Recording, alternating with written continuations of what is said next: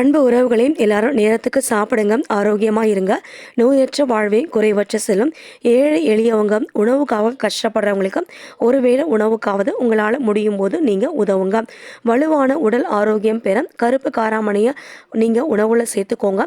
கருப்பு காராமணியை நான் நல்லா 5 தடவை 6 தடவை கழுவிட்டு நல்ல பாத்திரத்தில் 8 மணி நேரம் நல்ல தண்ணி விட்டு ஊற வச்சுட்டேன்.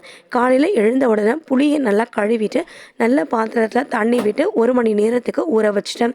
கடாய் வச்சு நல்லெண்ணெய் வச்சு கடுகு, சீரகம், வெந்தயம் நல்லா பொரி வந்த பிறகு ஒரு மிக்ஸி ஜாரில் தக்காளி, வெங்காயம், இஞ்சி, பூண்டு, கருவேப்பிலையை ஒன்றும் பாதியமாக அரைச்சி அதில் கடாயில் பச்சை வாசனை போகிற அளவுக்கு வதக்கிட்டேன்.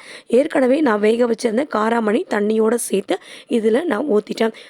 மஞ்சள் தூள், மிளகாய் தூள், உப்பு போட்டு ஏற்கனவே நான் ஊற வச்சுருந்த புளியும் நல்லா கரைச்சி வடிகட்டி இந்த குழம்புல விட்டுட்டேன்.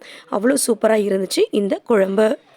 கடைசியாக கொத்தமல்லியை தூவிட்டு கொஞ்சம் பெருங்காயத்தூளையும் தூவி இறக்கிடுங்க அன்பு உறவுகளே குழம்ப.